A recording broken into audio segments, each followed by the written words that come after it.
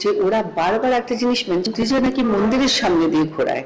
হ্যাঁ, ওরা নাকি কালী পুজো করে সেখান দিয়ে ঘোরায়, কিন্তু আমরা পশুপ্রেমী হিসেবে মানি যে কুকুর হচ্ছে মহাকালের দূত।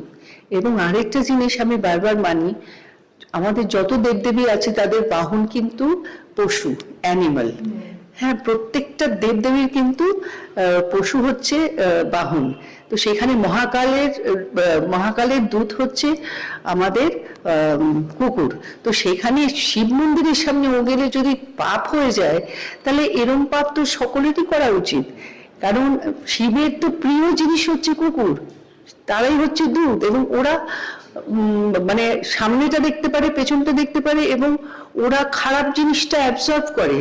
বেড়াল বড় কুকুর বড়, কিন্তু এর প্রত্যেকজন যারা এখানে মেম্বার সবাই বলছে মন্দিরের সামনে দিয়ে যাবে কেন? আমরা কি বলি, স্বামীজি কি বলেছেন, যে প্রেম করে যেই জন সেই জন সেবিচি, সেবা হচ্ছে সেবা। তো এখানে একটু স্ট্রেঞ্জ লেগেছে, এখানকার ফ্ল্যাটের সবাই বলছে যে মন্দিরের সামনে নিয়ে যাবে কেন?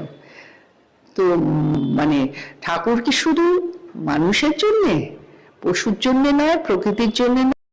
যে ওরা বারবার একটা জিনিস মেনশন যে নাকি মন্দিরের সামনে দিয়ে ঘোরায়। হ্যাঁ, ওরা নাকি কালী পুজো করে সেখান দিয়ে ঘোরায়, কিন্তু আমরা পশুপ্রেমী হিসেবে মানি যে কুকুর হচ্ছে মহাকালের দূত। এবং আরেকটা জিনিস আমি বারবার মানি, আমাদের যত দেবদেবী আছে তাদের বাহন কিন্তু পশু, অ্যানিমাল। হ্যাঁ, প্রত্যেকটা দেবদেবীর কিন্তু পশু হচ্ছে বাহন। তো সেখানে মহাকালের দূত হচ্ছে আমাদের কুকুর। তো সেখানে শিব মন্দিরের সামনে ও গেলে যদি পাপ হয়ে যায়, তাহলে এরম পাপ তো সকলেরই করা উচিত। কারণ শিবের তো প্রিয় জিনিস হচ্ছে কুকুর, তারাই হচ্ছে দূত। এবং ওরা মানে সামনেটা দেখতে পারে, পেছনটা দেখতে পারে, এবং ওরা খারাপ জিনিসটা অ্যাবজর্ভ করে। বেড়াল বড় কুকুর বড়, কিন্তু এর প্রত্যেকজন যারা এখানে মেম্বার সবাই বলছে মন্দিরের সামনে দিয়ে যাবে কেন? আমরা কি বলি, স্বামীজি কি বলেছেন, যে প্রেম করে যেই জন সেই জন সেবিচি, সেবা হচ্ছে সেবা। তো এখানে একটু স্ট্রেঞ্জ লেগেছে, এখানকার ফ্ল্যাটের সবাই বলছে যে মন্দিরের সামনে নিয়ে যাবে কেন? তো মানে ঠাকুর কি